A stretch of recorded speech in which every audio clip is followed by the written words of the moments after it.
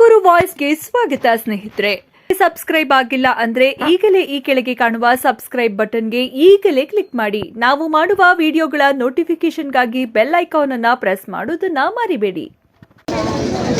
ನಾವು ಈ ಅಭಿಯಾನವನ್ನ ವನ ಮಹೋತ್ಸವ ದಿವಸ ಪ್ರತಿಯೊಂದು ಗ್ರಾಮ ಪಂಚಾಯಿತಿಯಲ್ಲೂ ಕೂಡ ಮಾಡಬೇಕು ಅಂತ ಹೇಳಿ ಸರ್ಕಾರದಲ್ಲಿ ಕಾನೂನನ್ನು ಮಾಡಿದೆ.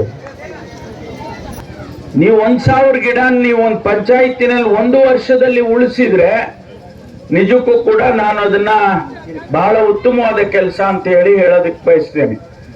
ಡಾಕ್ಟರ್ ಜಿ ಪರಮೇಶ್ವರ್ ಸಾಹೇಬರು ಕಾರ್ಯಕ್ರಮವನ್ನ ಚಾಲನೆಗೊಳಿಸಿರ್ತಕ್ಕಂಥ ಗೌರವಾನ್ವಿತರಿಗೆ ಧನ್ಯವಾದಗಳು. ಈ ರೀತಿ ಒಂದು 200 ಗಿಡ 300 ಗಿಡ ಹಾಕಿ ಒಟ್ಟು ಈ ರೀತಿ ಕನಿಷ್ಠ 1,000 ಗಿಡ ಒಂದು ಪಂಚಾಯತ್ನಲ್ಲಿ ಹಾಕಿ ಸಾಮಾಜಿಕ ಅರಣ್ಯ ಮತ್ತು ಗ್ರಾಮೀಣಾಭಿವೃದ್ಧಿಯಿಂದ 1 ವರ್ಷಗಳ ಕಾಲ ಒಬ್ಬ ಸಿಬ್ಬಂದಿ ಪ್ರತಿ ಪಂಚಾಯತಿಗೆ ಒಬ್ಬ ಸಿಬ್ಬಂದಿಯನ್ನು ಕೊಟ್ಟು ಇಷ್ಟೋ ಗಿಡಗಳು ಉಳಿಯುವಂತೆ ಮಾಡುವಂತ ಒಂದು ಮಹೋನ್ನತ ಕಾರ್ಯಕ್ಕೆ ಸಾಹೇಬರು ಚಾಲನೆಯನ್ನು ಕೊಟ್ಟಿದ್ದಾರೆ.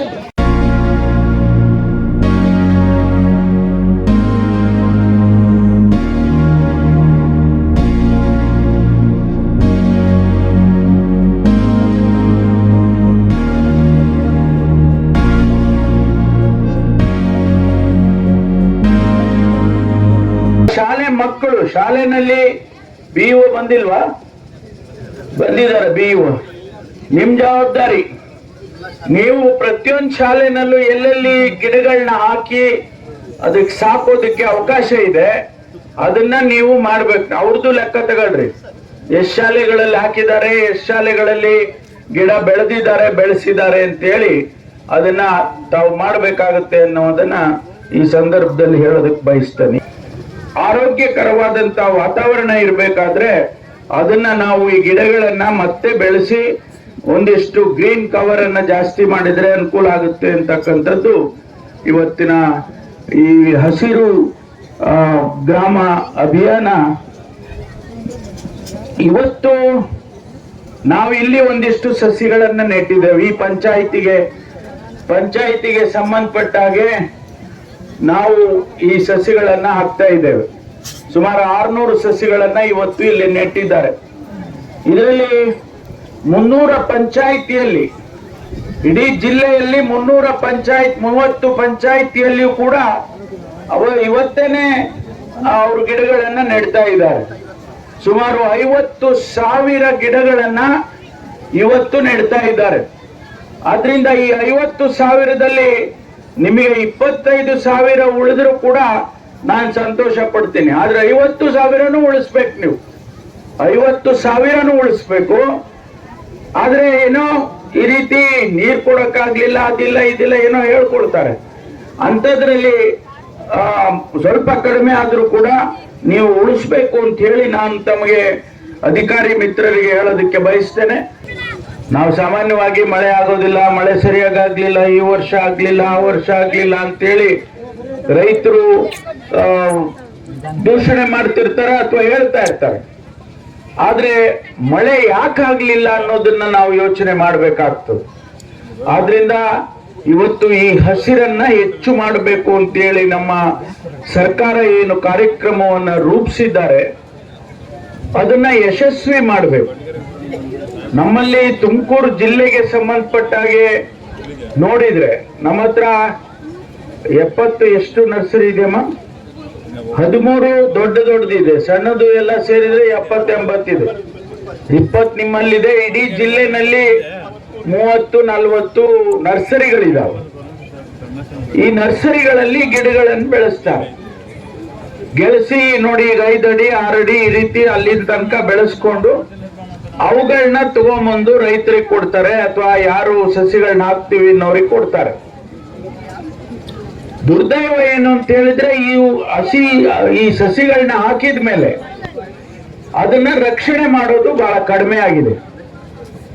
ಯಾಕೆಂದ್ರೆ ನೀವು ಪ್ರತಿ ವರ್ಷ ಅಂದಾಜು ಒಂದು 25-30ವರೆಗೂ ಕೊಟ್ಟಿದ್ದೀರ ಲೆಕ್ಕ. ನನಗೆ ಜ್ಞಾಪಕ ಇದೆ, ಒಂದು ಜಿಲ್ಲಾ ಪಂಚಾಯತಿ ಸಭೆಯಲ್ಲಿ 32 ಲಕ್ಷ ಸಸಿ ನೆಟ್ಟಿದ್ದೀವಿ ಅಂತ ಹೇಳಿದ್ರಿ. ನೀವು 35 ಬೇಡ, 10 ಲಕ್ಷ ಸಸಿನೂ ಬೇಡ, 5 ಲಕ್ಷ ಸಸಿನ ನೀವು ಬೆಳೆಸಿ ಅದನ್ನ ಉಳಿಸಿ ದೊಡ್ಡದ್ ಮಾಡಿದ್ರೆ ಇಡೀ ಜಿಲ್ಲೆನಲ್ಲಿ 10 ವರ್ಷಕ್ಕೆ ಎಷ್ಟಾಯ್ತ್ರಿ? 50 ಲಕ್ಷ. 50 ಲಕ್ಷ ಮರಗಳನ್ನ ಬೆಳೆಸ್ಬಿಟ್ರೆ ನಮ್ ಜಿಲ್ಲೆ ಎಲ್ಲ ಒಂದಿಷ್ಟು ಎಲ್ಲಿ ನೋಡಿದ್ರು ಹಸಿರು ಕಾಣುತ್ತೆ. 10 ವರ್ಷಕ್ಕೆ ಲೆಕ್ಕ ಹಾಕ್ತೀನಿ ನಾನು, ಹಿಂದಕ್ಕೆ ಹೋಗೋದಿಲ್ಲ. ಅಥವಾ ನೀವು ಇನ್ನು 20 ವರ್ಷಕ್ಕೆ ಲೆಕ್ಕ ಹಾಕಿದ್ರೆ 30 ವರ್ಷಕ್ಕೆ, ಯಾಕಂದ್ರೆ ನಾನು 35 ವರ್ಷ ಆಯ್ತು ಪಾಲಿಟಿಕ್ಸ್ ಬಂದು, ಅವತ್ತಿಂದಲೂ ಇದೇ ಅಂಕಿಅಂಶ ಕೇಳ್ತೀನಿ. ಜಿಲ್ಲಾ ಪಂಚಾಯತಿನಲ್ಲಿ ಇದನ್ನೇ ಹೇಳ್ತಾರೆ, ಎಷ್ಟು ಬೆಳೆಸಿದ್ದೀವಿ ಅಷ್ಟು ಬೆಳೆಸಿದ್ದೀವಿ. ಅಲ್ರು ಮರ ಉಳ್ಕೊಂಡಿದ್ದೆ ಎಷ್ಟಪ್ಪ, ಎಷ್ಟು ಸಸಿ ಉಳ್ಕೊಂಡಿದವಯ್ಯ ಅಂದ್ರೆ ಅದ್ ಲೆಕ್ಕ ಇಲ್ಲ. ಆದ್ರಿಂದ ನಾನು ನಮ್ಮ ಅಧಿಕಾರಿಗಳಲ್ಲಿ ಮನವಿ ಮಾಡೋದು, ಈಗ ನಮ್ಮ ಪ್ರಭು ಬಂದ ಮೇಲೆ ಕಳೆದ ಸಭೆಯಲ್ಲಿ ನಾನು ಇದನ್ನ ಪ್ರಸ್ತಾಪ ಮಾಡಿದೆ, ನೋಡ್ರಪ್ಪ ಹಿಂಗಾಗ್ತಾ ಇದೆ ಅಂತೇಳಿ. ಅದಕ್ಕೆ ಅವ್ರು ಏನ್ ಮಾಡಿದ್ದಾರೆ ಅಂದ್ರೆ, ಪ್ರತಿ ಪಂಚಾಯತಿನಲ್ಲಿ ಈ ಸಂದರ್ಭದಲ್ಲಿ 1,000 ಗಿಡಗಳನ್ನ ನೆಡಬೇಕು. ಆ ಕಾನೂನು ಯಶಸ್ವಿ ಆಗಬೇಕು. ಇಡೀ ದೇಶದಲ್ಲಿ, ನಮ್ಮ ದೇಶದಲ್ಲಿ ಇರ್ತಕ್ಕಂಥದ್ದು ಕೇವಲ 21% ಮಾತ್ರ ಫಾರೆಸ್ಟ್ ಕವರ್ ಇರೋದು.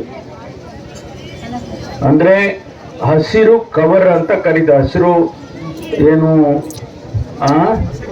ಹೊದಿಕೆ, ಹಸಿರು ಇರ್ತಕ್ಕಂಥದ್ದು ಎಷ್ಟು ನಮ್ಮ ಭೂಮಿಯಲ್ಲಿ ಹಸಿರು ಎಷ್ಟಿದೆ ಅಂತ, ಅದರಲ್ಲಿ ಕೇವಲ 21% ಮಾತ್ರ ಇದೆ ಅಂತ ಹೇಳಿ ಅಂಕಿಅಂಶಗಳು ಹೇಳುತ್ತೆ.